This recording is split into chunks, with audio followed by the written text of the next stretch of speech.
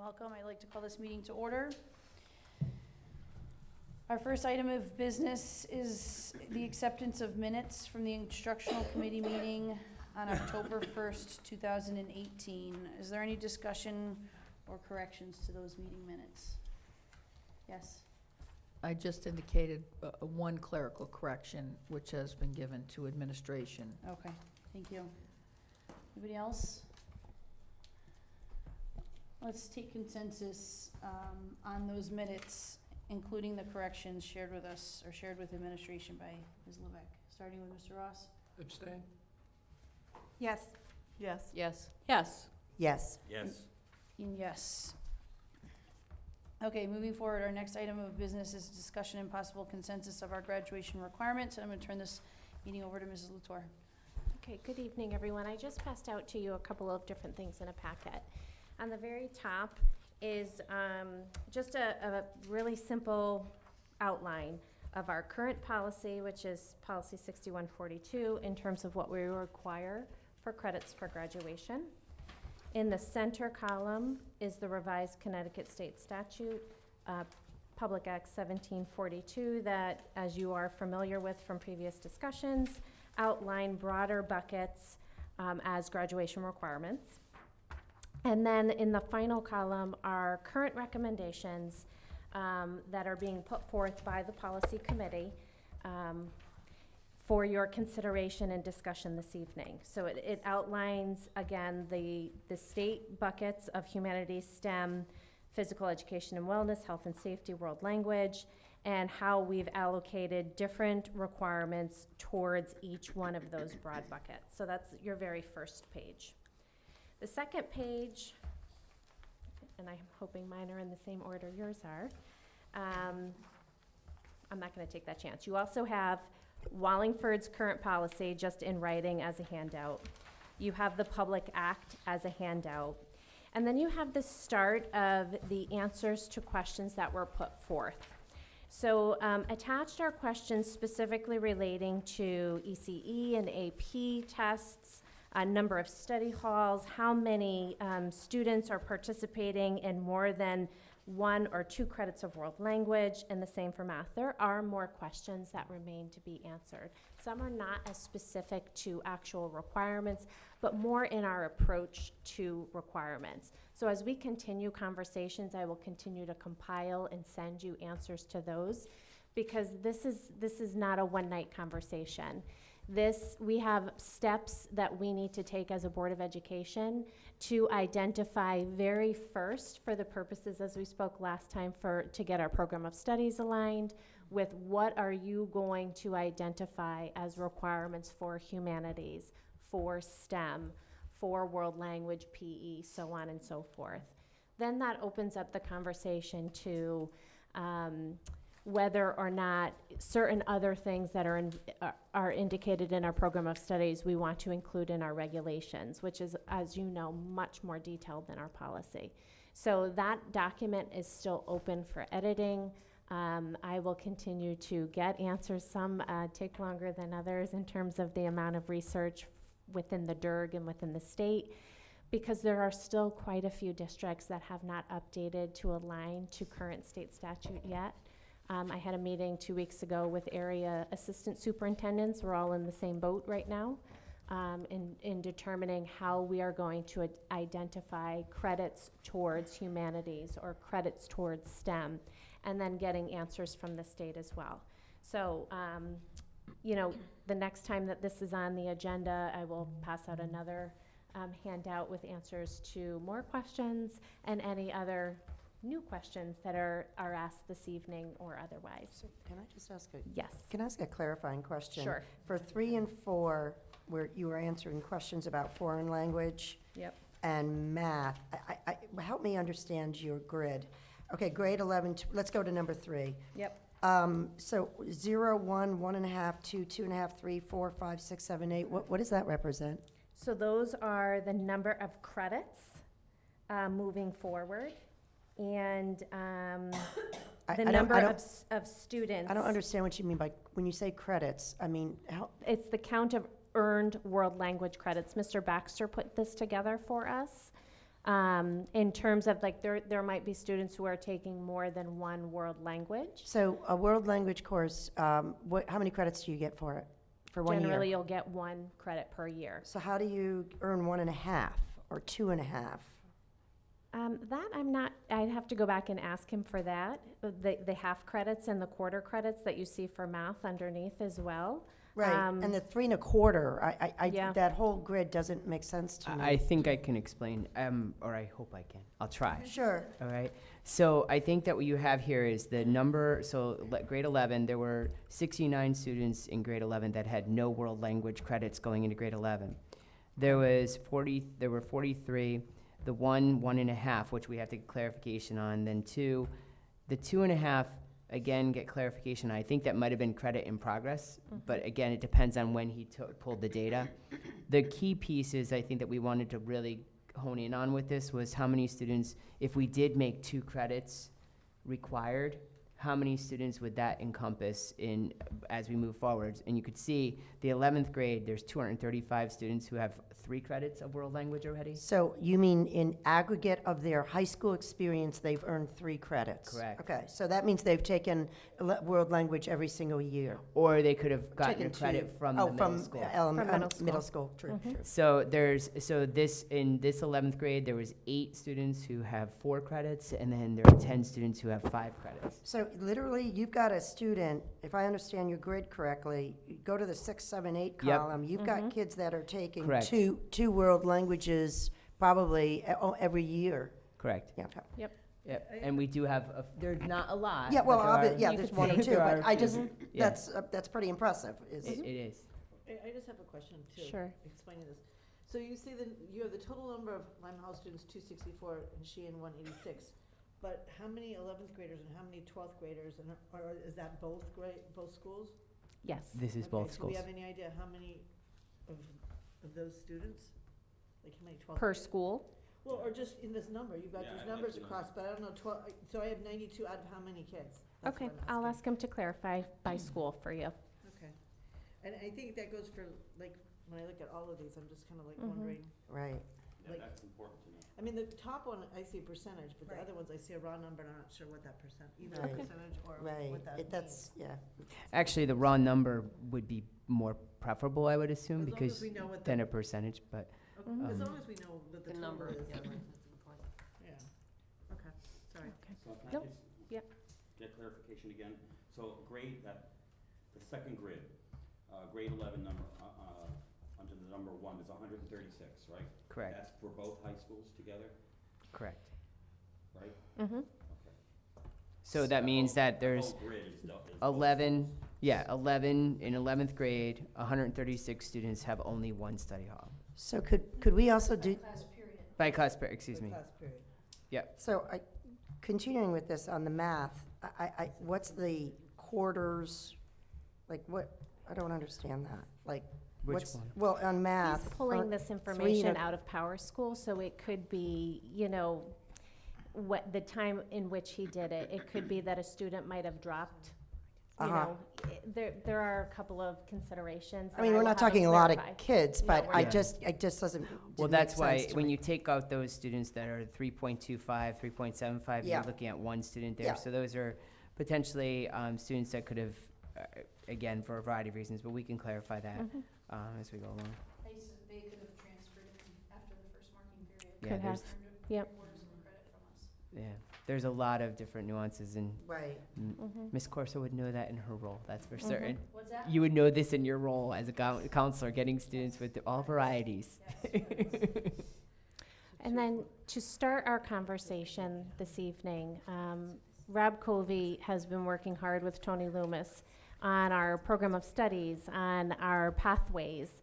And just so that everyone has the same amount of background knowledge going in, he put together a short presentation to just clarify what some of those pathways are, how they're determined, what process is used when students are sitting down for course selection, and to assist, especially because we're talking about broader buckets of humanities and STEM, how all of our courses will come together for those discussions with guidance.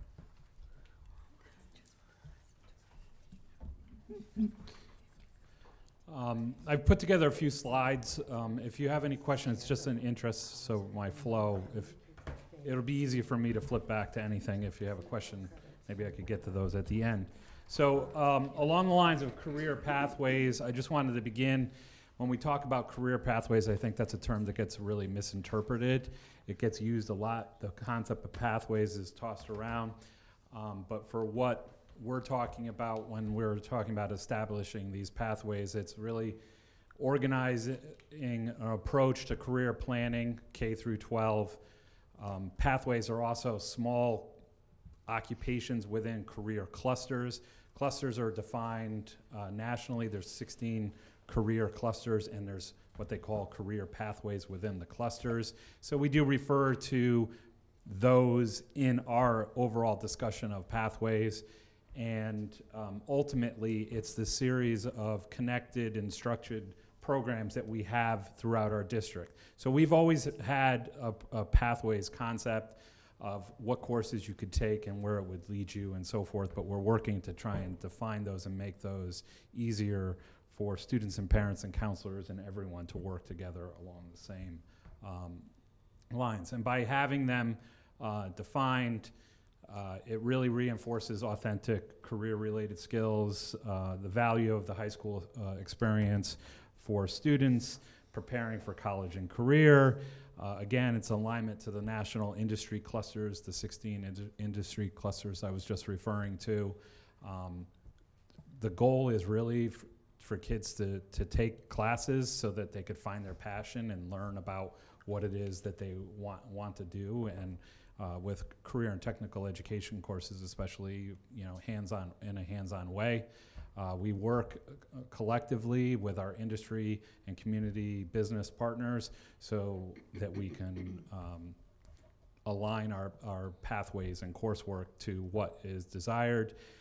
And the idea with all of this is that it does instill leadership and confidence for students. The most important thing to take away when we talk about pathways is the note at the bottom of this slide is when we talk about a pathway, it's flexible pathways. It's opportunities for kids to take courses. And even if a kid decides that, hey, I want to pursue a certain pathway, there's always opportunities to take a different path or different courses and so forth. The important thing that also sometimes when we talk about career pathways, the concept of, college comes up, and sometimes people say, well, it's college and career pathways. And, you know, is ready for college the same thing as ready for career? And it's a big yes to both of those. Because regardless of what your path is, everyone's career bound, and I think that's our message within career pathways is how do we prepare you to finding a meaningful life with regards to whatever path that you take. So what we've done is we're transitioning our traditional program of studies booklet, which is basically just high school, a listing of high school courses, and creating more of what we're calling a curriculum planning guide. And we have 3 main parts in there. The first part, which is pathways connections, and it's linking interests for students to the pathways. There's a section after that, which is defining what are the career pathways and what they look like. And then the ultimate third section is our program of studies, which will have some new information linked there next to the courses so that you can link back to all the previous information that is in the document. So to further expound on these a little bit, in the first section, when we talk about linking interests to pathways, it really begins K-5 where we start with career awareness, getting students to understand their interests and strengths and connecting those to careers and what those careers are. In that section, we have an element that's related to the Holland codes, and it's really a guide for parents to kind of understand some of the work that's done with counselors. So a parent could look quickly and see some of that work, and there's an emphasis in there to say that even though this is written here as a short little guide, have your child consult his or her counselor. And what we've done in the district is we've grouped those 16 industry-aligned national clusters into 5 groups or pathways, and they're listed there. We have an arts and communications pathway, business and entrepreneurism pathway, engineering and technology pathway, government and human services, and science and health. Those are the 5 big buckets, and then inside those are all the clusters and other careers and career pathways in there. And what we've done is design within our document. So arts and communication will be like performing arts, visual arts, publishing arts, and those little letters next there where it says PA, VA, PU, those are the little letters that you would see throughout the program of studies to help students really start to see, well, if you're interested in arts and communication, these are the courses that would support performing arts, visual arts, or publishing arts. Or for business and entrepreneurism, you can see the cluster areas there: business management, administration, finance, entrepreneurism, marketing, sales, and service, and those little letters again will appear throughout the program of studies. And so those are 2 of the 5. And then the other ones here in engineering and technology, so architecture, construction, manufacturing, et cetera. And it just carries on as you go through there. I won't read it all to you. Moving into the second section is really taking those and connecting those pathways to student success planning. This is all the work that we've done together and will continue to do with the counselors, is outlining our student success plan and the work that we do with our students. And again, it emphasizes counseling assistance and choosing a pathway. So by the time we move K through 5 with career awareness, students start to take a lot of these interests and inventories and so forth in the middle school, and then it starts to say, well, what pathway do you think you're interested in, and choosing that. And what we've done, it ultimately moves towards selecting the courses, and it ties in, like I said, all those little letters will tie into the course catalog. And what we've done also is design the course catalog so that it asks you, okay, well, what are you interested in? The color is a little bit bad on the projection here. Can I ask you a quick question? Back in 2 slides. You talked about K through 5. Mm-hmm. Who's responsible in K through 5 for introducing careers and pathways and interest inventories? We don't have school counselors at the elementary school level. The interest inventories are not something that's done K through 5 as much, but what we've been working and developing as part of a lot of our STEM Town initiative and our other avenues, like for example through librarians and other areas, we're working on videos and stuff that we'll present and share with students at that level, so that we could say, well, these are some of the things, for example, that are made in Wallingford. These are the things that go on around you all the time. What we're doing is really about the awareness and exposure piece. So Rob has been great in assisting, because one of his areas is the Library Media Center specialist, and I met with them recently. So they're coming up with, as we said, the videos. We also are tying it to the curriculum because they do research. So what they're going to do is authentically have the students research about the different careers, about the different opportunities in Wallingford. We're blessed that Wallingford pretty much has every career in it. There are very few careers that are not represented by businesses in town. In addition, we're looking how we can build that into the morning meeting, because all the elementary schools do the morning meeting, so in an authentic way. Because you're correct, we don't have elementary counselors, but we do believe we have a phenomenal group of library media specialists who are they're gung-ho about this. We're actually looking at transforming the career fair, actually getting at least all the 5th graders over to Parker Farms this year, because Parker Farms does an amazing career fair, but then move the career fair next year to Oakdale and having all the students bust over to see it. Because it's hard to get people to come out 4 days or 8 days. It's a lot of days to ask an employer to give their employee up, or an owner of a company to give their time up. So we're very fortunate, and Rob has taken incredible leadership in this area. Thank you. So then when you start to go through that career awareness and the interest inventory and stuff, it aligns the clusters then at this point. What are you interested in? Can you do this, or do you enjoy that? And then it lists the related careers and what's what's needed as far as training or education, whether it's on-the-job training or technical skills or college and professional. So this is like the bridge from interest inventories into careers, and then ultimately within that same section, and it shows up better in a document than I can show here, but it then would break down for each, and this one's blue as well, so it aligns with business and finance. So are you interested in, can you do these things? Do you enjoy these things? Well, these are some of the careers. And by the way, these are our Wallingford Public School courses that are related to those activities. And then it's broken down by 9th, 10th, 11th, 12th, so that a person could really just look across and see, you know, it's like a menu of saying, well, what's available for me 9, 10, 11, 12, all the way through. And then on the bottom also, which I think is a very crucial part, I don't know if you can see it behind the chairs, but it's also related clubs and activities. So get involved in these clubs. And then we're really trying to work together with the college and career specialists.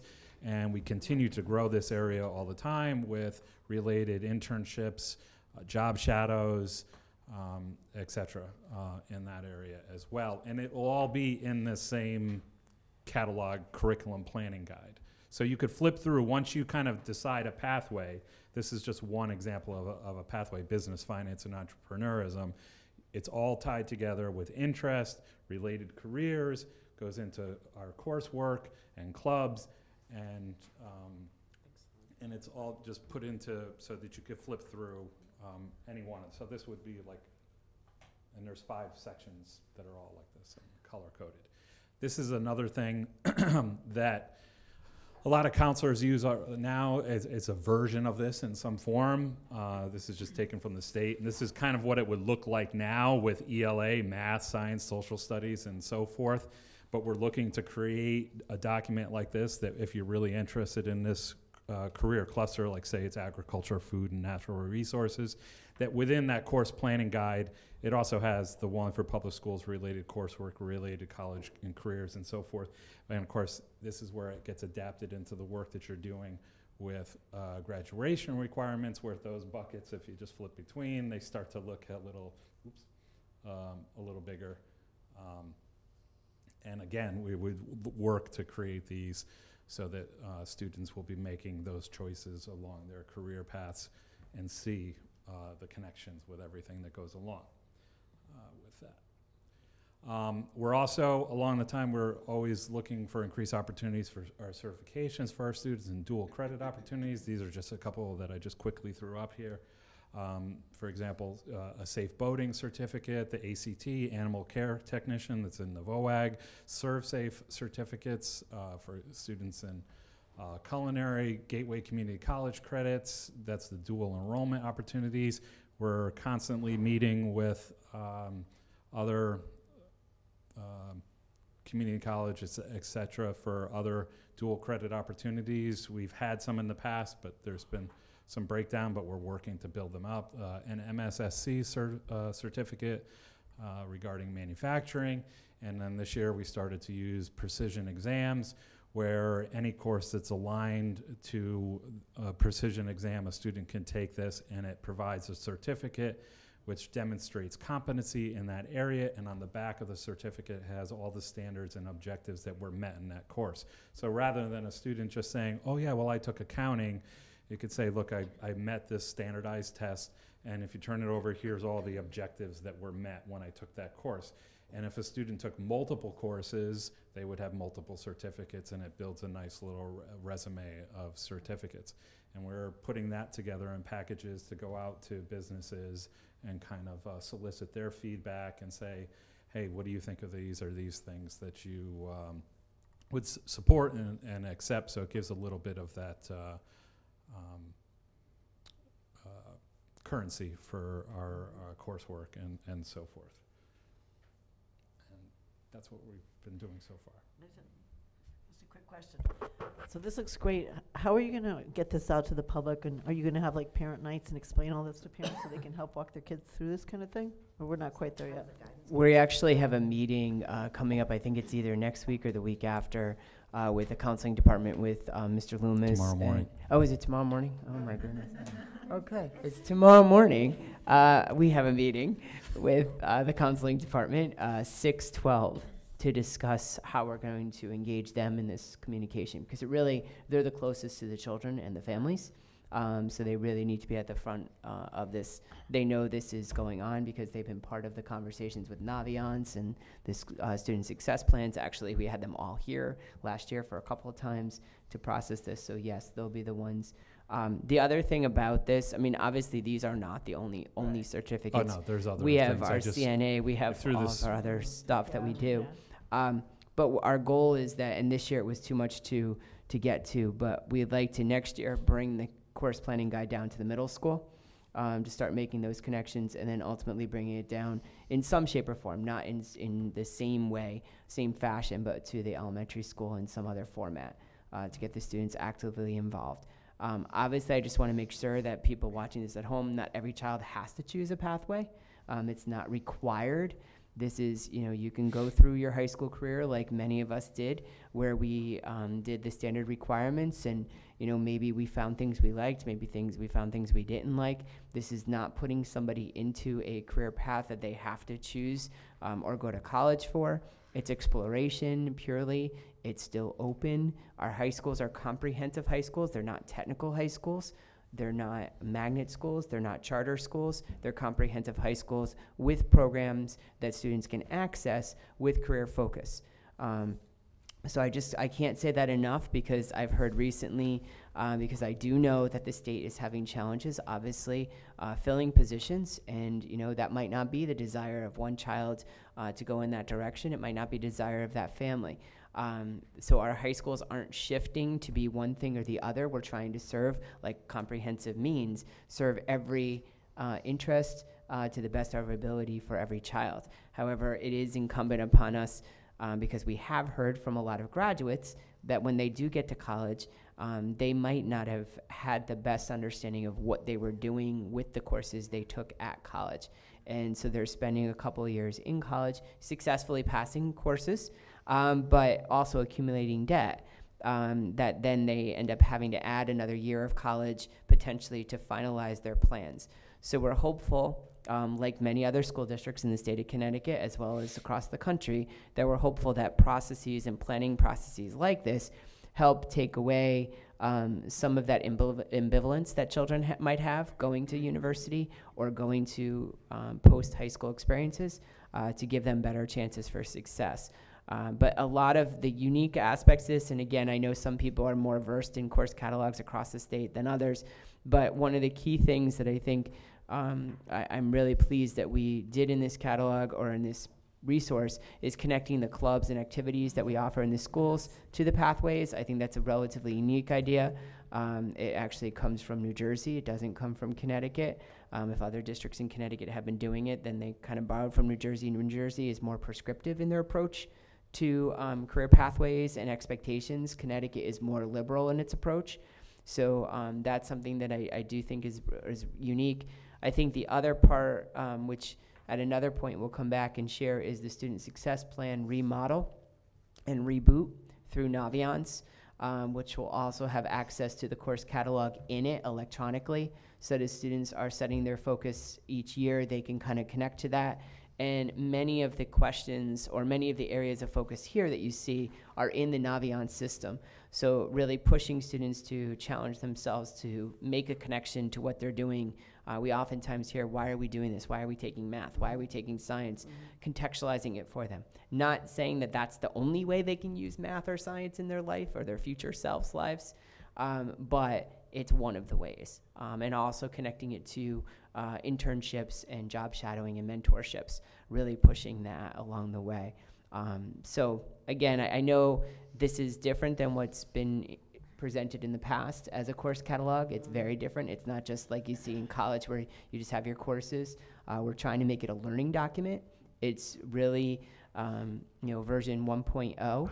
It's going to continue to evolve over the years, but I do want to, again, and I don't want to sound like a broken record, but I do want to thank Rob for the tremendous amount of work that went into this with his staff.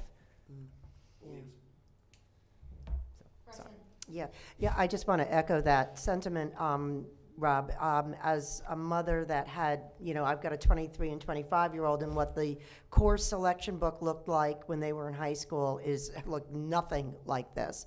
And, what I see this doing is it kind of could, depending on the student, give a laser focus for conversations with their guidance counselor, with their parents, and focus really more specifically, because by your sophomore year, you probably have a sense of what interests you, but the way the book existed before, just math courses, English courses, there were no connections or relevancy as to why you might want to consider certain courses over others, depending on where your interests lie. And I just could see how this promotes much richer conversations between school staff and parents and families and students. So I think it's fantastic. I really thank you a lot. This is so much more sophisticated, but yet user-friendly for great conversations and a path for our students if they so choose to take advantage of it. So thank you for that. Thank you. Just two things. First off, yeah, I totally agree. This is awesome. Is there any way you can share those little charts with us so we could actually read them a little bit closer? One? When Yes. when you say charts, Yeah. Yes. these, yeah, Okay. it's many pages, but we could Okay. share it, of course. Somehow, I just would love to be able to see it. And Well, I get a copy of the course book once it's all produced. I mean, I know Either- that's either one. that's months away, I assume, but to Well, we Patty's have point- we have a draft. We could work Yeah, on getting what's you a that? copy to peruse. Well, It's Sorry, it gets is here it? Okay, I didn't. when you look in the whatever. calendar and consider that Thanksgiving is next week. It's Right. it'll be. And the other thing I just want to say, related to the clubs and activities, which I think is an awesome thing, I just hope that somehow we reach out to those people who run those clubs and activities and make them aware, that they make the students aware of what track, or which pathway it's going through. I just, my question actually went all the way back to before what Dr. Menzo was talking about. When we emphasize pathways, how much emphasis we're going to put on pathways, because I think sometimes when we focus really on pathways, we lose the value of kind of a liberal arts type of curriculum. And while some kids as sophomores know what they want to do, I think that there's a lot that don't know what they want to do. And I think there's value in having kids take courses outside of a discipline that they would normally perceive that they like. Because while, I might not be really good at something in the arts or jewelry making or photography or something like that, it may not be a career that I would want to pursue. It could be an outlet for me as an adult or in high school, something moving forward. So I think that's also an important emphasis, that we don't want to lose sight of the fact that there are kids that don't know, and it's okay not to know, and kind of taking courses throughout our whole catalog is important also. And I don't want to lose sight of that. I think that blends nicely into some of the requirements, though, for graduation that are at least dictated for students. And what the policy committee tried to do was take what the state provided in terms of a requirement, like a humanities bucket and a STEM bucket and otherwise, and provide flexibility for students, but also provide some structure. So when you look at humanities, for example, we thought that, it's still important to have 4 years of English and 3 credits of social studies, to include U.S. history as a requirement and civics as a requirement, but also to have a fine arts requirement. So you're looking at art, music, dramatic arts, etc. And then you still, in order to get to that 9, still have a choice of another credit that could span anything humanities related. And this is where the course catalog becomes very important. So as you look at English or social studies or family consumer science, world language, those are all humanities-based courses that, just to even get to the 9 that are required by the state of Connecticut, there's still a lot of choice for students. So if they do have a pathway in mind, and maybe it's culinary, that satisfies it. If they don't have a pathway in mind and they want to dabble in theater or in a drawing class or in a jewelry making class or otherwise, they still have the opportunity for a lot of flexibility within still meeting the state requirement for 9 humanities credits, but trying out some things that they might not have otherwise tried. And I think with all the opportunities to try things out, which is the goal, I know when I've sat with Tony Loomis a lot, one of the things we've talked about is if every kid could just answer the question, what am I good at? In anything, in general, just what am I good at? And then somehow make a connection to the answer to that question to their coursework. That would be, you know, what are you good at? You know, you sit down in an interview one day and say, hey, what are your strengths? That's one of the big questions. But for all our kids to recognize that they're good at something. And then to try and say, well, how does that relate to anything that I do every day when I come to school and what courses I choose and where I'm going? Ms. Levick? I like this idea of pathways. I think it's a terrific idea. In looking at our current graduation requirements, on this graph that you have, where are our community service hours? We have 30 hours that are required. Right, I just want to make sure that that is not something that's dropped off No, our requirements. not at all. Because I think that's something that's a way for our students to give back to the community, and I think it's an important learning experience for them that I want that to continue forward. Yeah, it's just not tied to credit. No, Yeah, but these are graduation requirements, and I don't want it to be missed. I don't want Understood. it to be dropped off someplace. I agree. Ms. Raggio? And that's one of the things in the legislation is that the board has the option to award a half a credit for community service, which isn't being Right. recommended here, but it's Not as a requirement, but it is, you know, certainly as we look into, and you have the right as a board to determine if that is something that once the state provides guidelines for, that's just not a part of the state, you know, the statute that's listed. I just listed the buckets. So the 30 community service hours that are currently in our policy will stay. And then if the board determines the half credit piece and how you can go about getting that half credit, that's the board's will. Okay? Ms. Purcell? I see that, like, under humanities, you have business as an additional, and then you have it under STEM as business and finance. Right. And I'm fine with lots of business, I don't have a problem with Yep. that. But is it the same kind of courses that No. would do both? So in part of this document that Rob created is a listing of every course by content, for lack of a better word. Okay. So under business and financial education, there's a variety of courses that are, some are more technical in nature and some are more humanities-based, economics such. So it's really differentiating the by course in some of those areas Okay. to determine whether they would gear towards humanities-based or STEM-based, Okay. which is why it kind of falls in both buckets, and like those would be clearly identified in the program of studies, so that students were very clear, and guidance counselors are very clear, and parents are very clear as to which bucket they point to, Okay. if that So makes like sense. accounting would go towards STEM? Correct. Correct. Mhm. Yeah, accounting, web designs, courses Correct. like that are more in the STEM, and then just Okay. business 101 would be humanities. Like business law or something like that would be more Mhm. humanities? Okay. Okay.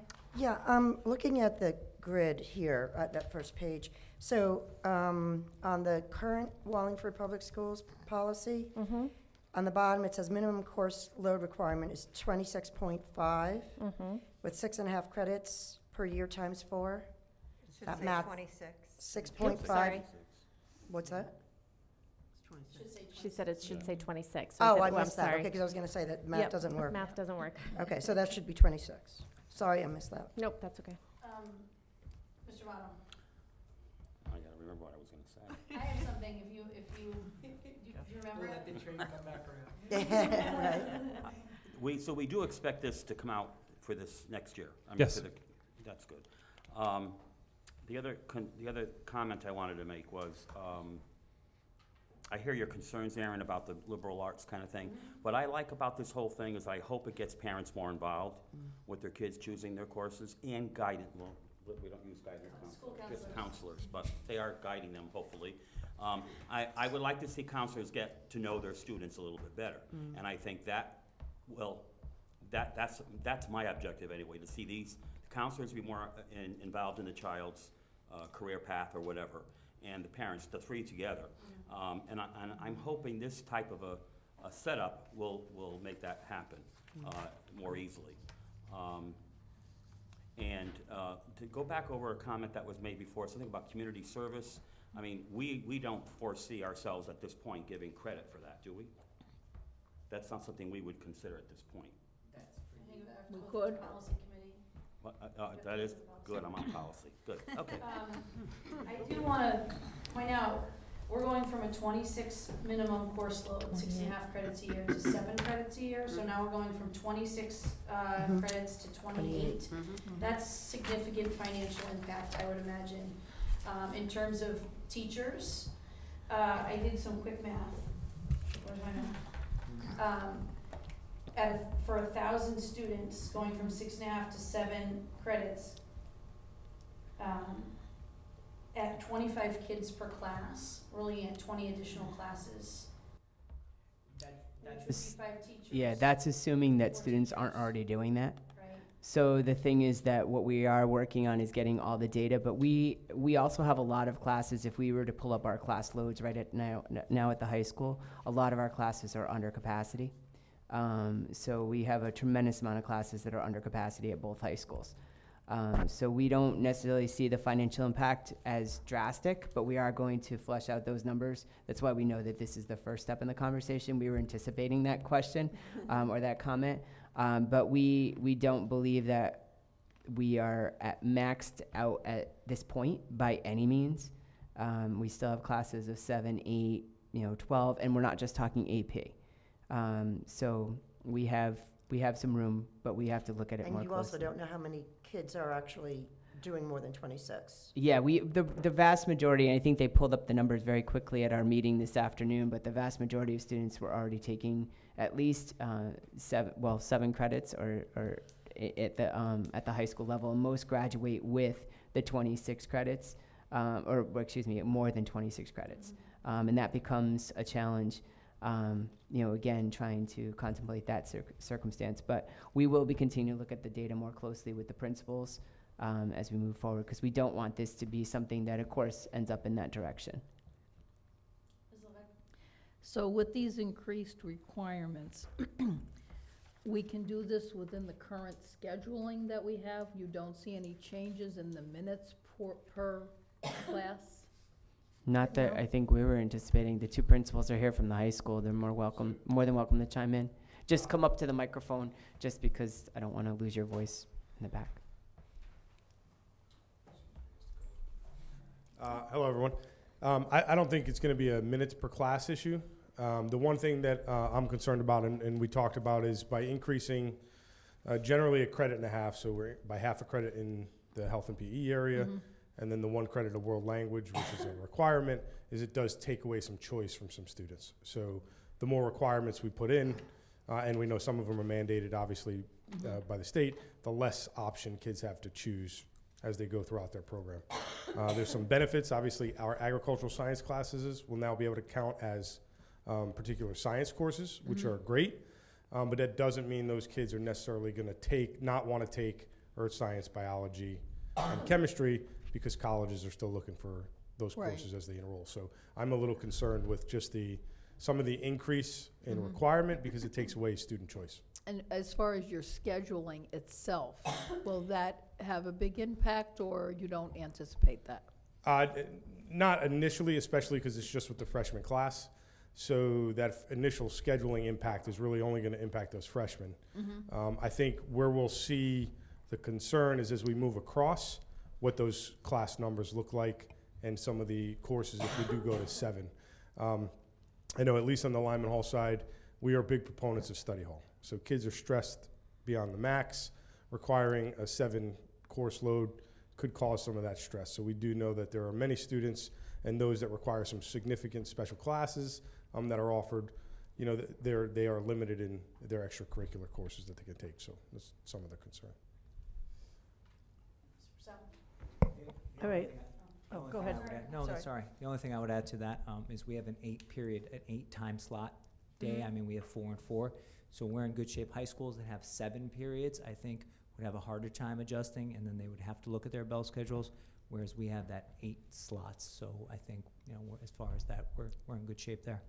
Study halls, just like Mr. Corso said, you know, there could be students with a little less study halls, but, you know, that would be, there's already a lot of kids that just don't have that many study halls because they do take more than what's required. Thank you. All right. I'm the one who brought up the study hall question, and I'm just going to give you some background. With my own children, they were able to get their credits done, most of them, by their junior year. And so their senior year, they were able to take study hall first period and last period, and they were there half the day, and I was just like, this is crazy. And so I put that question, and I have to tell you, I'm surprised. I looked at, there's 809 study halls in 12th grade. I just added those 4 numbers up. That's a lot of study halls. I mean, how many students, seniors do we have? About 400 or 500? Okay, so I'm just, and when you talk first period study halls, those kids, you know, as a parent, I'm gonna say, I don't know many kids who are getting up and going to study hall and studying, they're just sleeping in. And so I'm happy to see more credits here and more requirements. I kind of agree with that. If we are looking at internships and job shadowing, those study halls, especially at the end of the day for seniors, come in handy when we're asking them to get off campus and get those internships and job shadows done. So especially for seniors, I think whether they're doing it in the morning or whether they're doing it in the afternoon and leaving school early, I think that's actually helpful for seniors. And just the study hall numbers are double slotted, so they're doubled up because they're half-year courses. So if a Right. student has a full-year course, it shows as 2 study halls, just so that 800. So study halls are slotted in half years. So if you, it shows registrants by study hall, it doesn't show by student. So if a student has a full year's worth of study halls, it will show up as 2 study halls. Just one of those. And the study halls are a full 80-minute period, correct? Yes, whatever the period they fall. On Aaron's question though, would they get credit for doing an internship already? It depends. We are looking, that's something that the board has to contemplate as another part of this. First, it's getting the courses, and then it's looking at how do you, those ancillary areas that Ms. Latour mentioned earlier about giving credit to.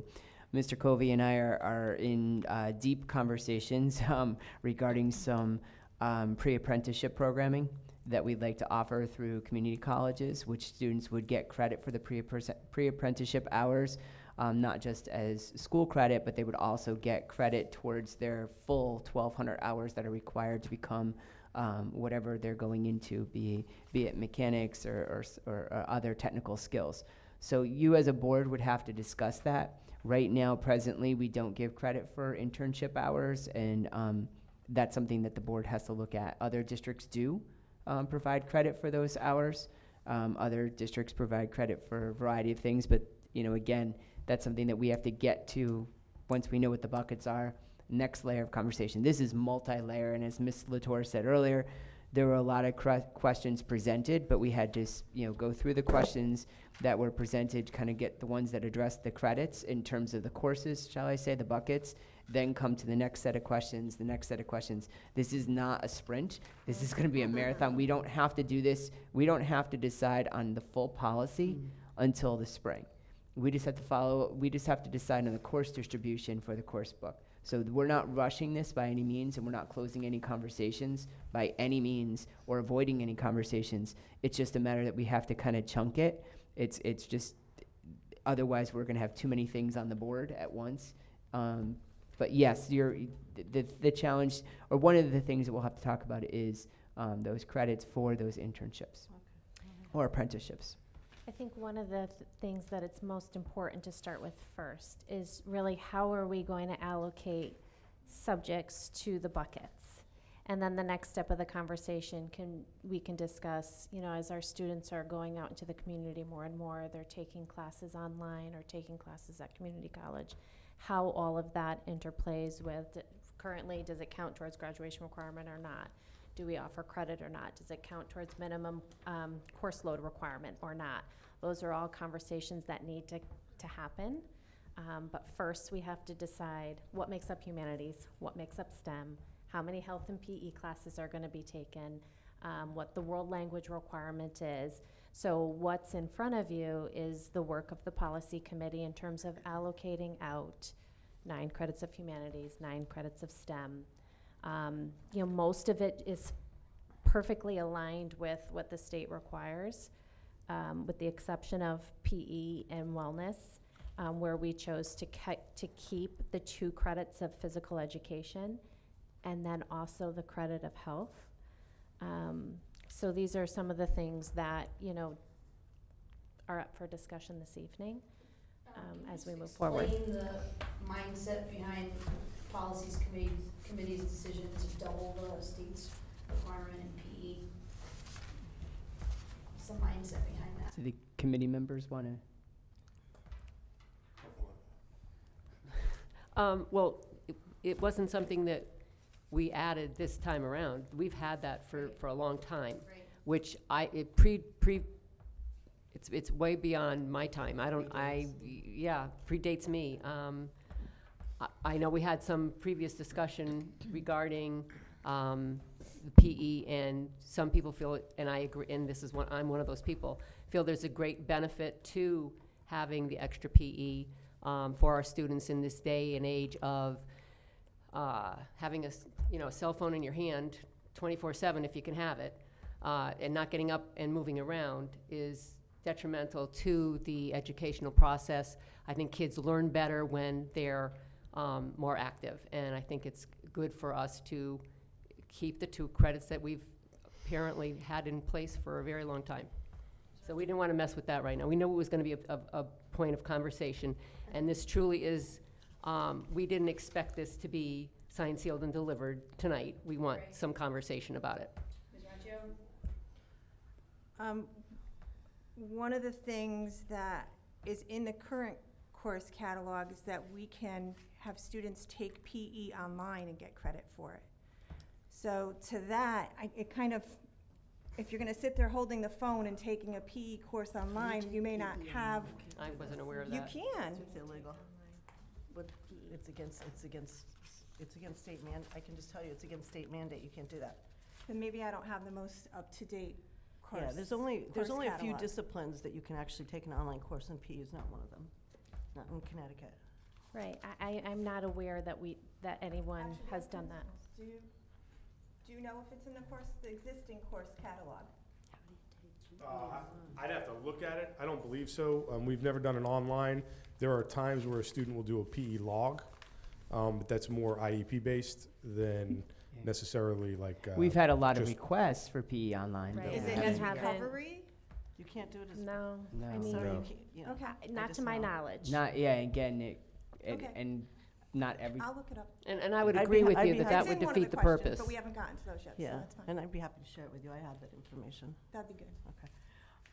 Well, I would imagine if we're above and beyond, if it is in the course catalog, as long as you meet those state requirement, which you're saying is 1 in-class assignment, if we're above and beyond the state requirement, we can allow, I would imagine, an online PE version for that additional 1 credit.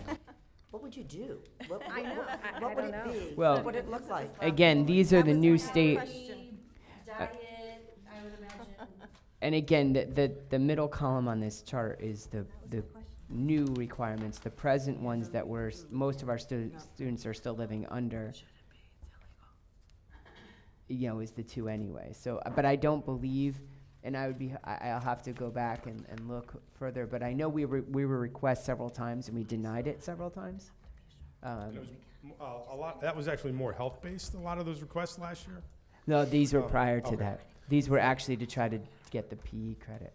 So, and again, the only thing I'll add, I'm very visual, so I just take the 8 blocks, and if you want to look what that looks like over a period of time, That's how I kind of view it. So if you look at, say, your typical ag student, they're going to have the 4 core classes. A good portion of our students, especially our college-bound students, take multiple years of languages, many of them 4. So you're going to have the 4 core, a world language, ag, for instance. So that's the 6 plus the health and the PE, or 7, 8. So that's a full boat schedule. So that's really a good way to look at it, is just kind of block it off, and then look at what a 4-year progression looks like for students. That's what makes me nervous about the additional requirements. Okay. Let's just clarify, I just want to make sure I'm hearing that right. Not the additional half credit, just the fact that there's requirements in here of how those are distributed by the students. Well, yeah, so the additional Because the half credit is really not the big issue. No, but it's the credit and the half with world language, which is coming in. And then the half credit is going to it takes a half course away from an individual that they can pick from something else. So you'd be, what I'm hearing you, I just want to make sure I'm hearing you correctly, is that the 7 credits, if there weren't the requirements placed on it, the world language requirement, the other requirements, the 7 credits is not the issue. It's just how the student could choose to utilize his or her 7 credits. Yeah, so well, 2 things. Yes, I like the option that students have that we don't necessarily, that's what I like about what the state did, was broaden some of it, but they went very specific in some areas, which is interesting, but that's the state. So I do like them having the option.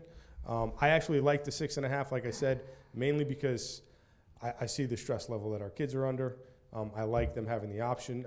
As Dr. Menzel pointed out, many of the kids are taking 7 already, but they have that opportunity to do that, and it just allows some of the freedom. Mr. Purcell? A couple things. First, just real quick on the stress level, keep in mind physical education, physical activity helps stress level. But my real question has to do with world language. I'm looking at the chart you have here, and it says 92 seniors have 0 credits of world language. So everybody else is, I assume, meeting that 1 credit that we're talking about already. In that 92 number, are some of those kids special ed and would not have to take world language anyway? It could be. And that is still allowable moving forward, even for the new Public Act, that through the PPT process, if it's determined that it is not in the student's best interest to take a world language, then they can be exempted from it. And then in this chart, it says That's the way 69, I'm reading it. 69 11th graders, so that means, so by the time they graduate, those guys, there's only 69 minus whatever special ed students wouldn't have to take it. Correct. So we And, may be looking it also at could be half. maybe certain students that are EL that have come in. Okay. I will ask Mr. Baxter if he considered ESL as a world language. Okay. Or not. He might have been focused in on Spanish, French, Right. German, Latin. I'm just trying to see how many students Yeah, actually I are understand. impacted by this. Mhm. But keep in mind, some of those students with special needs might be taking sign language, exactly. So, and that might be their primary means of communication, Correct. especially if they have a hearing impairment or some other issue. We were talking about adding I just want to, I have a couple of things. First, Joe, I want to clarify your concern about, is it about electives, correct? You're saying there's not as much, there might not be as much. Yeah, so we're limiting choice. So currently, the way we have it right now, if you look at, and again, I'm unique in that we have our ag students that that's a 1.5 credit requirement junior year and a 2 credit requirement senior year, just for ag, which is technically an elective. So those kids have limited option, especially if they're in an LSP. So you have, we allow our ag students to take health freshman year, because it's where it fits best in their schedule, and they are really limited in some of their opportunities that we have. And any increased requirement over that just further limits those. And I'm not saying it shouldn't be there if a student wants to take it. I just like the flexibility in not making it an additional requirement. Well, maybe I'm just not following it, but I think we have about the same amount of electives. 3 less, actually. It was 8.5, and now it's, 3.5. That's not a five. no, what about the, no, there's 1 in humanities, there's 1 elective in STEM, There's 8. there's 8, right. Oh, there's 8. So and you- we're only a half a credit. Right. difference. Right, And so, what I like about it, Joe, is that at least we're giving them, we're helping them zero in on where they could take those, where they could be taking those electives. Like, you know, under humanities, we're telling them, you get to take an elective, but look at the opportunity they have, and we're kind of helping them because we're telling them it's in humanities. You know, some Right. kids just take an elective because they have to get the credits and they get through the, you know, that particular school Right. year, and it has no meaning. At least this way, we're helping them decide a little bit where. yeah, I don't have an issue So with the what I'm general. trying to say really is that the numbers are really the same, as far as the number of Right, electives. it's just an increase in the health and PE piece. And I That has know, nothing to do with electives, though. But ag is. no, but Let me that, finish. but that's what, so that increased requirement, my concern is that takes away a half-year elective. That's it. Okay. It takes away that elective opportunity that someone gets to choose. Really, that's Okay. it. That's Now, my let me concern. speak to the 2 credits in physical education and wellness. I think the key word there is really wellness at this point. We keep hearing from the town, and we know ourselves with these, the survey that's given, the health survey, I'm not using the correct terminology. Every year, and we see the things that come out of that, where there's a need. I mean, I don't know what else we need to make us understand why we need more credits in wellness. When we look at that survey, we're constantly reminded of the issues that are affecting young kids today. It doesn't get much better. Each year we take that survey, the same things come about. In fact, if you looked at the news today, I believe it was Amity, how these kids got up there and said that they don't feel safe in their school. That was horrible to watch that in Amity, you know? But my concern is that we need to put our money where our mouth is. If we're gonna give that health survey out every year, and we're gonna find that there's weaknesses or areas of concern that we have that are not going away, here's our chance to try to help that need. I think that, I mean, we all know kids need PE, they need to exercise and move around, but I also think the wellness part of it Yes. has Very become crucial I agree. today, more than a science course, sorry for you science people, but I really believe that. And I think that's one of my reasons for wanting the 2 credits in PE and wellness. We are increasing our health and safety requirement according to the state. So right now, they take a half credit of health. We're increasing it to 1 by the state standards, to 1 full credit. So there is an increase there.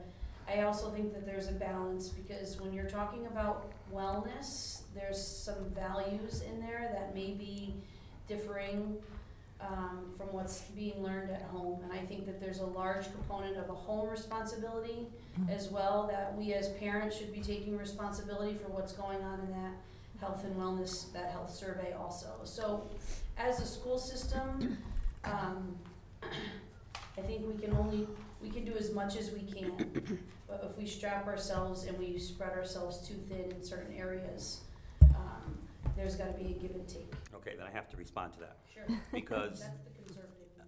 yeah, because I don't care how many, I've been in education for a long time, and the biggest issue, one of the biggest issue is, and I hate to even say this, but you know, it's parent involvement. That doesn't go away, and it's still an issue. And I think it's become worse as time goes by, because I think children are so involved in so many other things, and not academics as much. I know what you're saying. The school should not have to be responsible for so much, but unfortunately, we do have to be, because that's the way society is today. And unfortunately, that's too bad that we have to do that, but I think there's a need for us to keep that way of thinking, that we still have to be supportive of the families at home. We know there's just so many things going on at homes, and the problems that are, I mean, you heard Dr. Menzo earlier, we needed more social workers. This is a growing problem, and I think whatever we can do to help that situation, even though many people will say that's not our job to be a social worker, to be a nurse and all that, but that's why you become a teacher. So, All right, obviously you know my feeling about health, but I'm gonna just say right now, if the difference is a half a credit between the electives they have now and the electives they would have in this new one, right? And so that's 1 health class, 1 semester. I think I could give up 1 semester of study hall to give kids some health. And I'd have a hard time explaining that to parents that I wanted to give them more study hall and forget about their health. I think back to the ag science piece, that if ag science is an elective right now. And if we say that, okay, our ag science courses can count towards the STEM bucket, however, so maybe you count 3 credits towards that STEM bucket. However, those kids who may want to pursue something besides ag and head off to college, and they want biology and they want chemistry, that's the choices that are limited. I think that's only limited on the Lyman Hall side. We probably don't see that as much on the Sheehan side because they don't have ag science. But right now, ag science courses are electives. The new buckets allow them to fit into requirements, but they're still gonna wanna take chemistry, biology, maybe anatomy and physiology, things like that. And then that's where your choices are, I think, limited. But it actually, No, well, no, I was gonna say it actually increases the choices because the fact is that now they are electives. So they still have to take all those additional core. So it's it could be, not for every child, but it could free up some extra time. It could free up those extra 3 courses. Like we were talking today, I think Joe was very pleased that the students in ag science can now be in band. You know, a lot of them couldn't take band because it just didn't fit. It was so difficult. So I think it's gonna be, I think what might be interesting, and I might be biting off more than we could chew, but maybe take a look at the life of a couple of just student A, student B, student C, and kind of do like a case study. Like if student A is an ag science student, take them through their 4 years. The student B is someone who doesn't want to deal with pathways ever and is just going to do a smattering of everything. And then a student C is a pathways student in whatever. Maybe it's CNA to get the other side of town involved. I don't know. I'm just thinking that might be good just to kind of map that out. I agree. So that's what I was. So with we'll- the matrix, Yeah. that's how I see it. So we can work on that. Thank you. maybe Mr. Loomis can help me with this. Can you explain to me, in looking at our curriculum in physical ed and wellness, and dovetailing that in with health and safety, how much overlap is there in that? And then going back to the CNA, I'm sure that there is health and safety and things of that nature in that curriculum. Well, And that's not personal health and safety. That it's safety Some for of it is. patients. That's going to go more into your science buckets, also, and I mean, when I think of a CNA and personal health and safety, I'm thinking of proper body mechanics, things of that True. nature. So I'm thinking. and we have 60 students who take it a year. Right, So so it's a small. I'm just wondering what the overlap may be in those, in the curriculum with regard to phys ed and wellness, and how that dovetails in with health and safety. So for health and safety, there's prescribed topics that are required by the state of Connecticut to be taught. Human growth and development, nutrition, first aid, CPR, disease prevention, substance abuse and prevention, dangers of gang membership, accident prevention, safe use of social media. The list is gone. I'm gonna complete the list to make a point. Community and consumer health, youth suicide and prevention, AIDS, cancer awareness, sexual abuse and assault awareness prevention. Only a couple of those can students be exempt from, but all those concepts are supposed to be taught in that health and safety. Okay. Right now, in the current structure that we have with that half credit of health, we have to hit all of those in half a year. We don't have the time to do each of those major topics justice.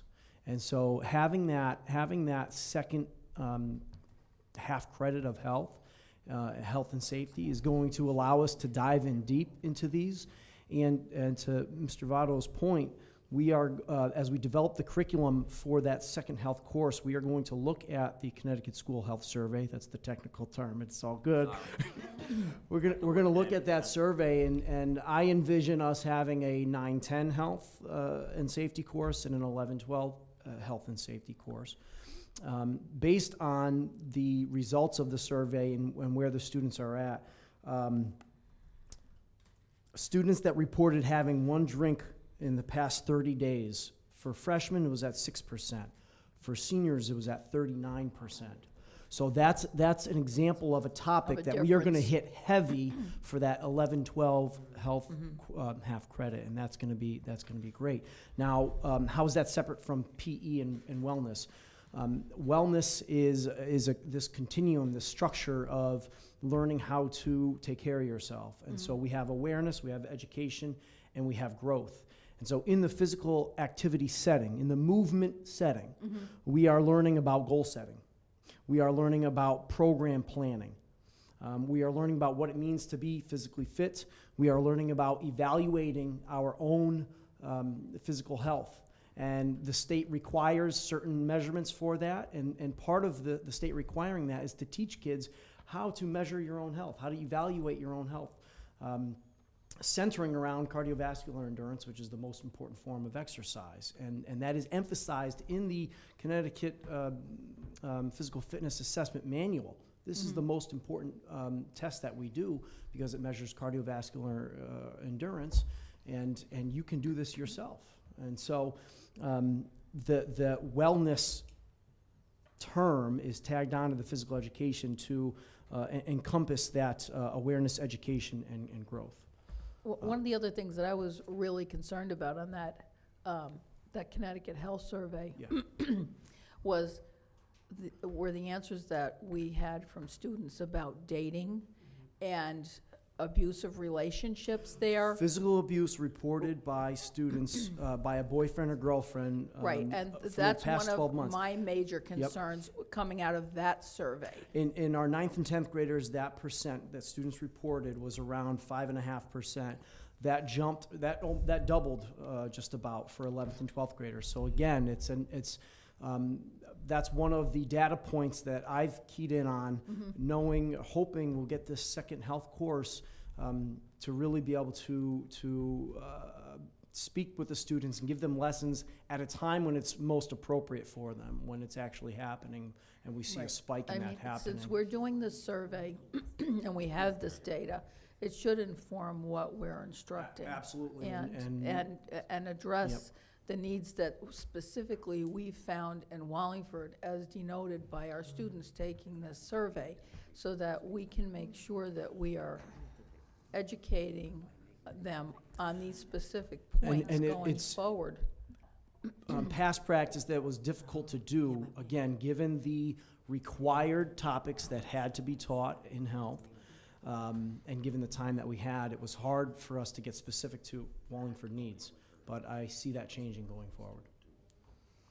Ms. Purcell? Tony, can you just remind, because I know, I love all the topics you talked about for health, but I think one of the top 2 things from your last survey had to do with physical activity and obesity or something along that line. Can you just remind us what that was? I don't have the numbers off the top of my head, but the results of students reporting being active in the last 5 days, in the last 7 days, all of those have declined greatly. And as far as physical health goes, we looked at how active kids were. We looked at their eating habits, specifically breakfast, and there's been a drop with that. We looked at their drinking habits, drinking water or drinking power drinks, and those numbers have spiked. So there's definitely concern with the physical health, which again suggests that it's important to keep the 2 credits. It's important to keep them active every single year to try and foster that, to try and change that. And that's the shift that we're trying to make with our curriculum, is to emphasize being active for life, putting more of an emphasis in physical education while they're moving on lifestyle activities they can do now, activities they can do 60 years from now in order to get exercise and be active, and to try and inspire them and motivate them to find a few activities that they can become good at, and again, that they could do now and do later. And so that data that you are mentioning has driven that change to our curriculum. And it's going to take a while to get to that point, because there's a lot of equipment that has to be purchased in order to do different activities that are lifestyle activities, individualized activities. But we have started that shift, and we have people that are very excited and motivated to make that shift. Thank you. Do we have we don't have shower facilities at the high school. So kids aren't working out and then showering and going back to class, We correct? probably have them, we just don't use them. Yeah, we have shower facilities. Are they using them? No, we are not. Yeah, they're not using it. Unfortunately, in this day and age, you can't do that. Anybody else? Many issues. I just have a big picture question. So, when do we need to adopt whatever we're gonna adopt, as a district for this front page? And I know we have work to do beyond this, but just to meet the state guidelines, what are our timelines, So Carrie? it would be very ideal if prior, by the next instructional meeting, you can at least determine how the buckets are Right. coming, that you have consensus to that. Even maybe not all of it tonight, but even if you said, yes, we agree to, humanities looks fine, we can all come to consensus Yeah, I was just gonna on say, that. I mean, In pieces, that's fine. But, we do need to at least know before the December holiday break. Yep. Like, this is what's going to make up humanities, Gotcha. STEM, et cetera. And then from there, there are other questions that I will continue to float out maybe through the Friday memo or otherwise the answers to, so that you can start to think about as a board, course load requirement, what counts, what doesn't, Right. that type of thing. Because Right. those are equally as important, but we need to get this done Yep. first. Yep. So, I mean, I guess I would look to you, Aaron. I don't know if to Carrie's point, can we make some decisions tonight, or is that, we're not prepared to do that? I don't know. I'm asking really for the group. Can we ask the group? I would like to see a cost analysis of what we're looking at in terms of going from 26 to 28 credits. And if we're looking to add that many more classes across the board, and not just freshman year, but for over 4 years, 2 additional classes per student, how that's gonna shake out. If we're running classes right now with 8 students in it, well, that's a little concerning, but from a cost perspective, but I wanna see how that shakes out. We have to look at, one of the key things about the 8 students, and this is something we talk to the principals about because it's a moving target. We have students who drop courses, over the summer, prior to the school year starting, but most likely after. So that causes some really challenges. And it's very frustrating because, to be honest, we probably over the last 5 years have put so much pressure on these high school principals to give us numbers because I'll be very honest, I get very frustrated when I see low class sizes at the high school and I see middle school class sizes at 26. That irks the heck out of me as a middle school educator. And then I see high school people and, and I don't even want, you don't want me to continue down that road because I'm tired. But the thing is that's frustrating to me. So you could rest assured that we will look at that closely. We'll give what I'm going to give you today or next week or the week after. I have to just have a caveat that it might change because depending on what kids select. We also have a luxury in Wallingford that we've been really good with is that we don't close out a lot of classes. We keep a lot of classes open. And I know having new administrators in the high school over the last several years, that is somewhat of a luxury in Wallingford to do. Most high schools would say, sorry, we're only going to run one section. Once it's filled, it's filled. We're not going to open another section.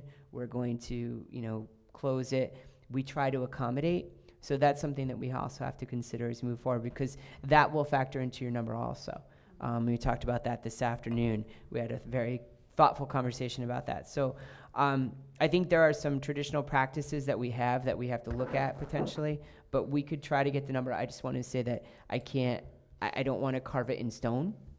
Because I don't think none of us would be able to say that number is going to be 100% accurate. But we can give you a cost estimate. We could look at it a little closer. I know Mr. Daly and Mr. Dirksen, we're already looking at numbers this afternoon at our high school principals meeting. So I'm sure if we were to meet with them over the next couple of weeks, we could take a look at that.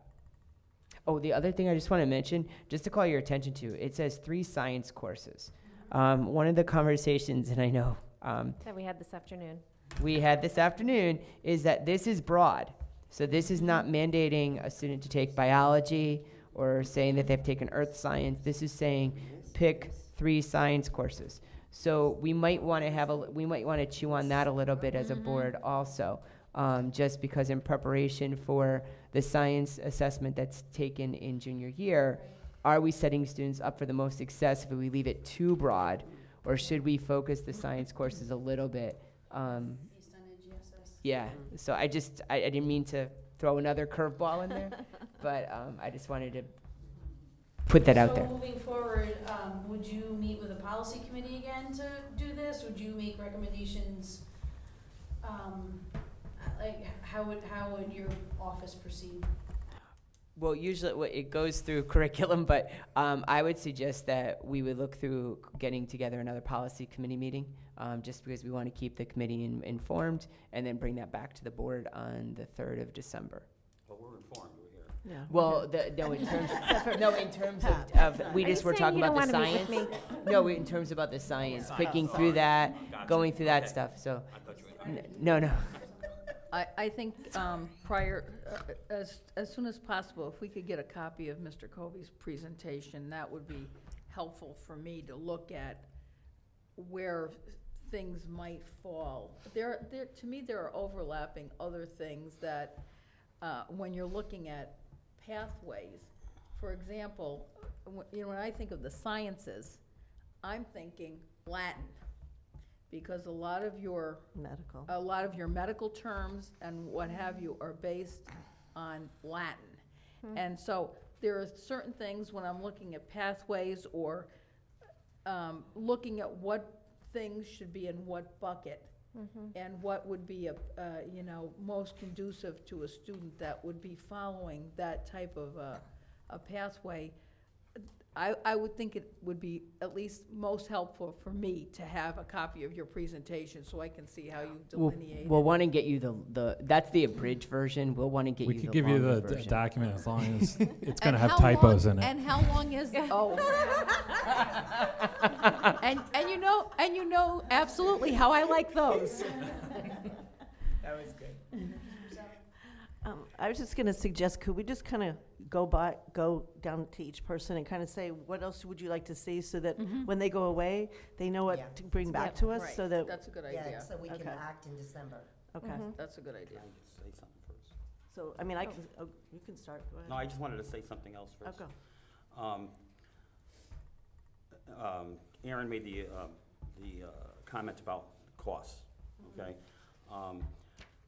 Frankly, I don't feel that, in this age where we talk about rigor and what we want and what we expect of our children and expectations, to me, the cost of a couple more teachers to make this happen and to do what's best for our kids, because children are first, I don't have a problem with that. Personally, if I have to let something else go to make sure that these kids are prepared, whether it's through pathways or just career, technical career or whatever, I feel that's our obligation to make sure we can make that available to them.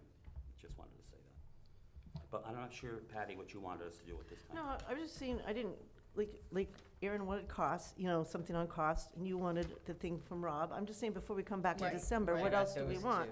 I mean, Right. personally, I have to say, I'm very happy with what I see from the policy I am committee, too. and I'm supportive of what I see at this point. Yeah, I am too. And I appreciate the answers that I've gotten so far.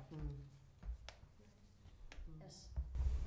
I think I need more help with the algebra, because if we award algebra in middle school, I'm not sure what the regulation is for the state. Like, does that mean that in high school, there's 3 additional, No. or do they get an extra elective? Like, what- Algebra 1, for anyone taking it in middle school, would need to pass the same high school exam at the end of the year for it to count as the graduation requirement going into high school. Say they take the examination, hold on. Is it that bucket? It would be that bucket, Okay. yes. So they If get the an extra child elective. doesn't pass the exam or Doesn't whatever, take it. it still counts as a credit, but it's not towards the graduation requirement, if that makes sense. Yes. Okay. And if they do get the credit towards the graduation requirement, that opens up another credit or Correct. another course that they could take, another elective. So we would still require them to have the 28, I'm gonna call it seat time credits in high school. Yes. So that would just be, they'd pick up an elective someplace Right. else. Correct. Okay. And that's good, I think. Does the same thing happen for foreign language too, or no? We believe so. We believe so. I mean, I'm going to be honest, this has been very, very difficult to kind of weed through what is allowable and what's not allowable. It's a lot of phone calls to the state, even meeting with, as I mentioned earlier this evening, a couple of different assistant superintendents from surrounding towns got together. It's a lot of, yeah, I think that's allowable, and then you double check with someone else, and then you save the email that you get back from them. Yes, we're saving every email. Carrie has it's a. very stress provoking. So, you know, I will confirm that anything wellness we thing. decide. I will confirm with, 2-3 people and majority rules at that point. But yes. So, your questions are very, very helpful. Please keep them coming if you have them. I know, there's a running list of replies, but, at the very least, as we said, step number 1, and it might be a small step forward, is just identifying how these buckets are going to be made up.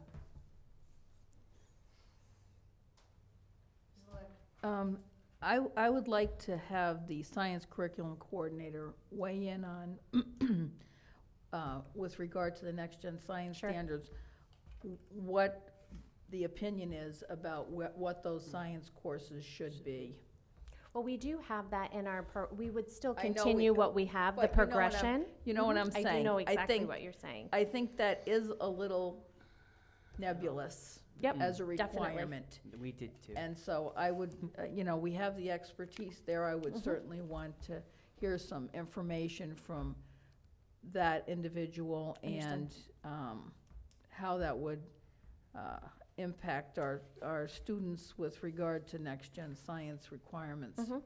And what would be the best idea that, maybe a requirement should be chemistry or should be biology or should be physics, whatever the requirement might be.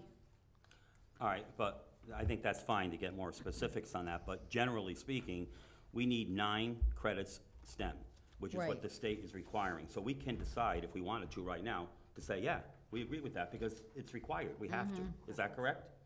Same thing with the humanities.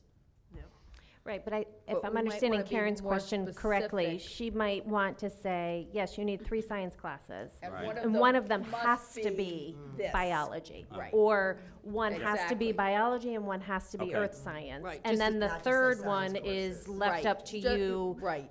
to determine whatever you want, Right. whether it's chemistry, physics, or whatnot. Correct. Lab science. Mhm. So maybe may I suggest that we go around and do what you just did, maybe if you have a question like that. So that we Right. could find out, because, we do have time constraint here. Right. A little Right. bit. I Right, mean, and that's, and it's the availability of the policy committee too, to meet over the next few weeks too. So maybe if we do get more specific like that, that'll help us. well, I think the policy committee has done a very nice job on this. It's just, for my way of thinking, I just would like to see a little more specificity in that Yeah. particular arena. Understood. I would just like more clarification around the answers to the Yeah. questions. Oh, I already have that on Yeah, my That's list. a mess. Yep. Sorry, no offense. Okay. I agree. And how about the That's- Spanish, the world language on the middle school level, what it should? Yeah. I got that You got that? question too. We haven't even touched on mastery-based diploma assessment. Where That that's is very vague. That is most comparable to capstone. That's what I thought it was. Yeah, I just Mhm. assumed it was capstone, Yeah. but maybe I shouldn't make that assumption. No, it would be good to make that is, Okay. yeah, We have faculty in place that's addressing capstone already, mhm. that's Mhm. scoring it. At a small scale, yes. And Dr. Mezzo, you're gonna put together examples of what a student would look like student A, student B? Mhm. Right, that's That would good. be helpful to see how, like, scenarios. humanities and. Yeah. That would fit be. in. Pathway Yeah, I agree. Okay, Mhm. Mhm. Yes. that would be helpful. Anything else? Public comment? Oh, can I just add one thing? Sorry. I will also add, as part of information sent out to you prior to the next meeting, as I mentioned earlier tonight, Rob went down listed all the courses by content, And in some of the areas that could go either way, we listed humanities, STEM. That'll be a good reference point for all of you as well, I think, just to see kind of how we're classifying things. And feedback is always appreciated.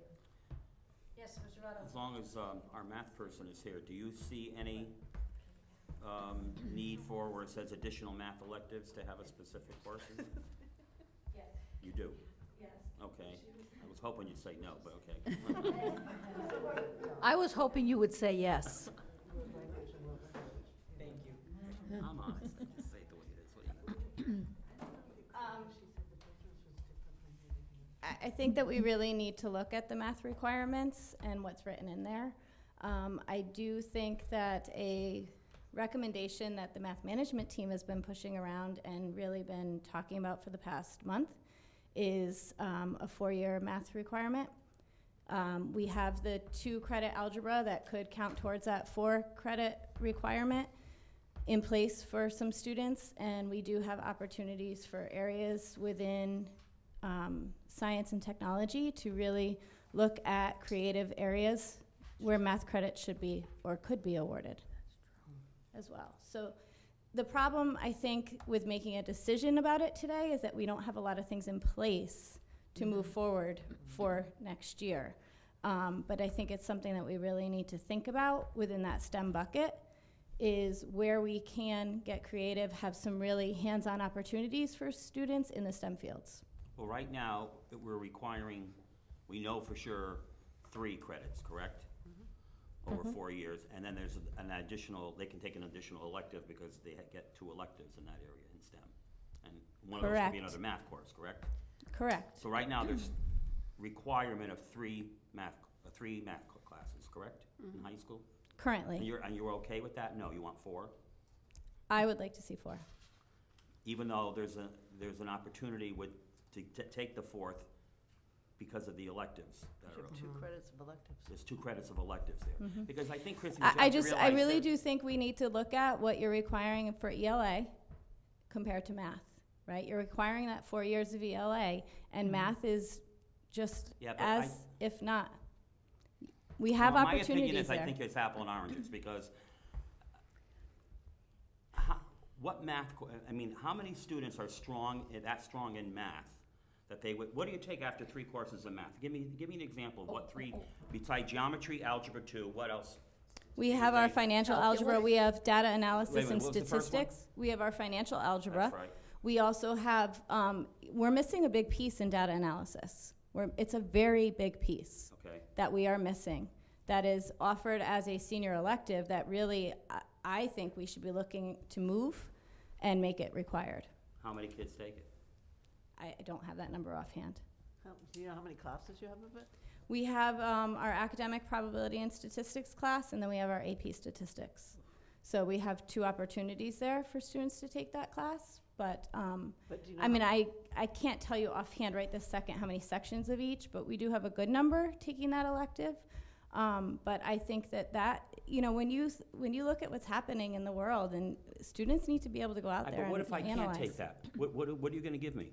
What are you going to offer to me as a high school student who cannot probably take a statistic course or I'm not talking about a full-blown statistics course as a requirement. I'm talking about, I think that we should have a half-year data analysis course offset with a half-year geometry. I don't think we need a full year of geometry anymore. That's a different thing now. Absolutely. Yeah. Christy and I have been having extensive conversations lately also about the relationship to, for example, data analysis and probability and statistics with everything with technology and robotics and AI and cybersecurity and so forth. And we've having conversations of how can I get the rigor of mathematics up in that. And we're looking at, well, should we have courses that would be maybe a math elective, but they're incorporating the technology that we have in some of these other areas. But I also I think you have to keep in mind, though, that not all children have the ability to take some of those courses. I would think. I disagree. You disagree? I absolutely disagree. It depends on how we teach it. I absolutely disagree, but all students are capable of taking rigorous math. all Would- students are. But would you do ability grouping to make it so No. that they could take it? No. I think it should be hands-on, it should be relevant, it should be real world, and then all students should be capable. We have philosophical differences. Well, I think actually what Christy and Rob have been talking about, which is exciting, and we've shared it with a couple of people outside of our district who are really intrigued by it, is really taking some of those elective courses that Rob has in the CTE department, but, and I know this is a term that we don't want to use in the future, math them up, so to speak.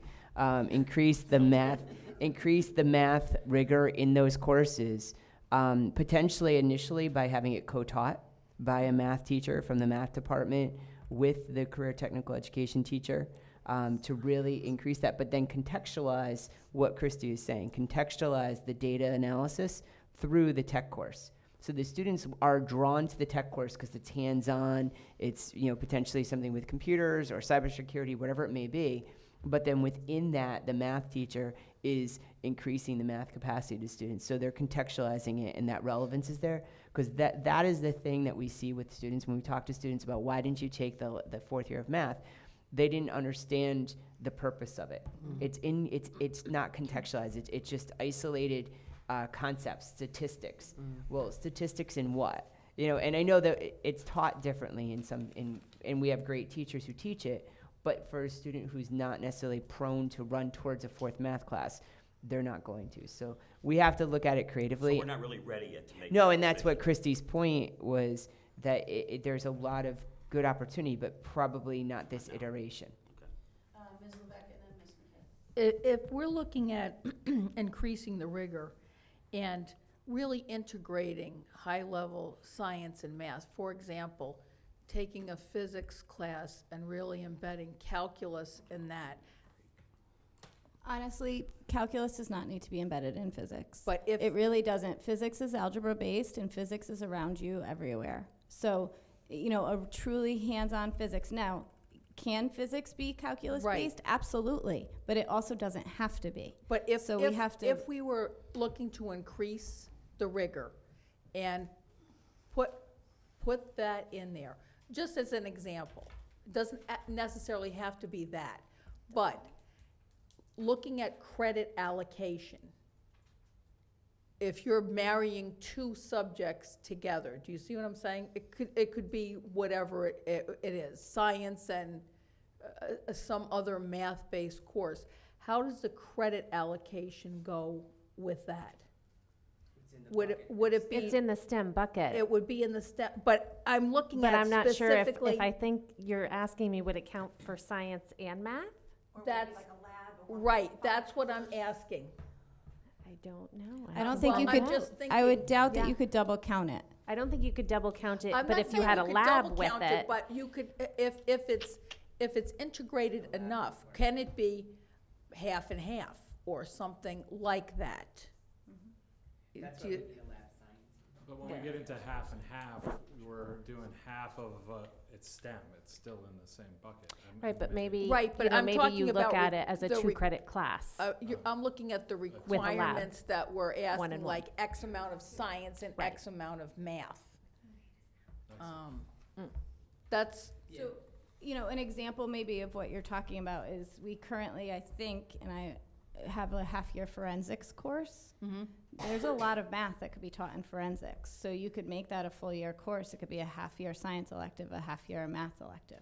right, That's that's, so like math, forensics and math. that's fine, that's the, I don't care, I mean, maybe I picked the wrong example, but looking Yes, at no, I it, see what you're saying, but I think what we were talking about with some of the CTE courses is that there's a lot of areas there where some of those CTE courses could fulfill a math elective. right, and Right. that's what I'm saying is, can there be some kind of crossover so we're really creative in how we're allocating the credits, is what I'm asking. Can that be done?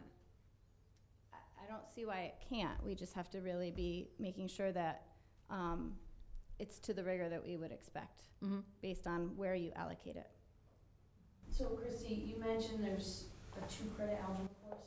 We currently have a 2-credit algebra course. The 1 credit counts towards their math requirement, and 1 is an elective. currently. So if, let's say we were gonna do a 4-credit math requirement, and they take the 2-credit algebra course, and then sequentially they take geometry for a credit Currently. and then the 4th would be, We have- analysis piece. Well, we have probability and statistics. We currently have the financial algebra. We have topics in math, so we do have opportunities for electives there. So there is opportunity for kids who aren't normally successful in math to take 4 years. Yes. And be successful in it. Yes. That's right, it's Good kind of. recovery. Math is hard. For certain kids it is. I actually just read an article recently about the value of AP probability and statistics versus the value of AP calculus.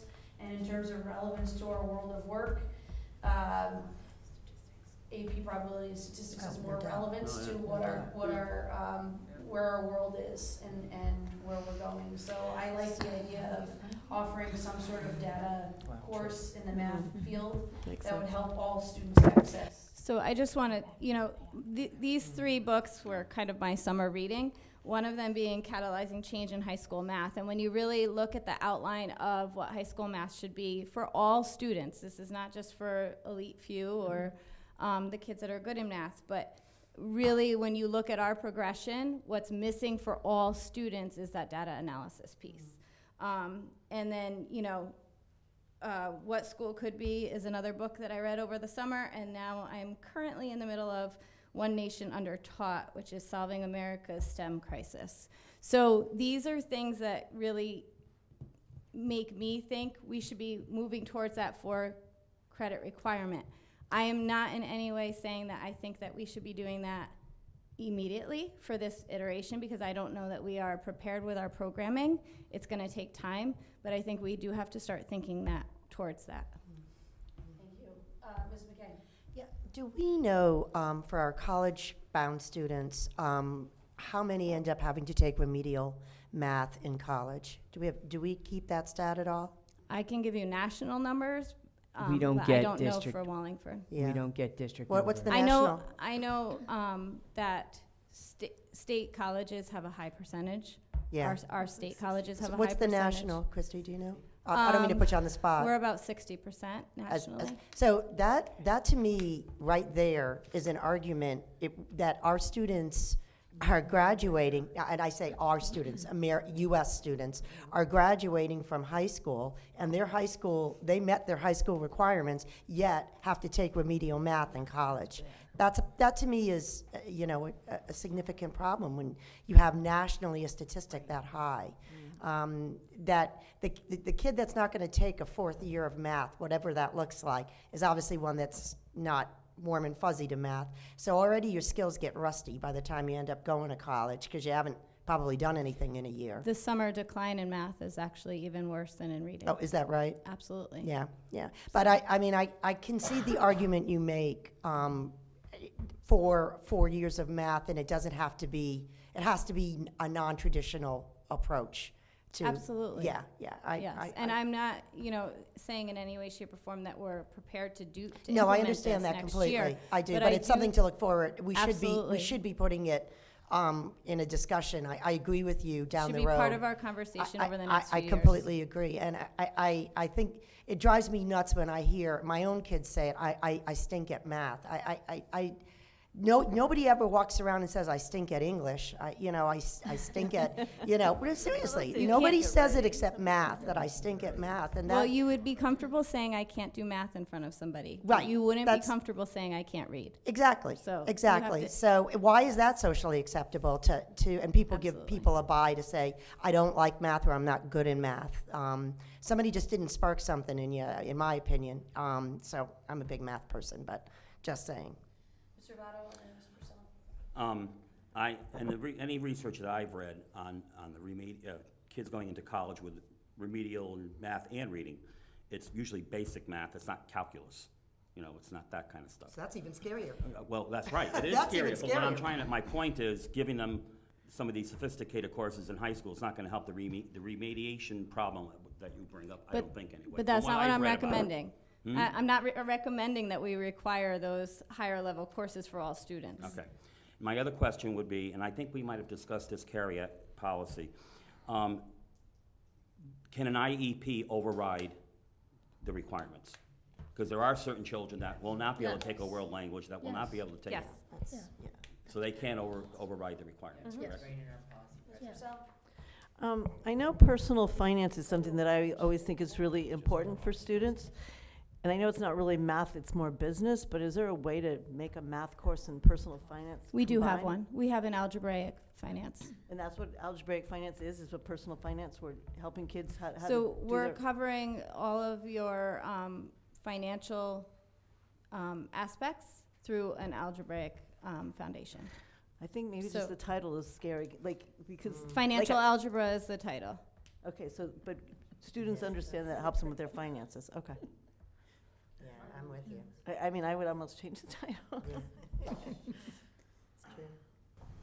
Any other questions or comments from the board?